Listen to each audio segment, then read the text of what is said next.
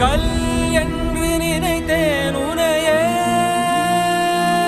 நீ யார் என்று சொன்னாய் மனமே தான் நீயா, எதில் நீ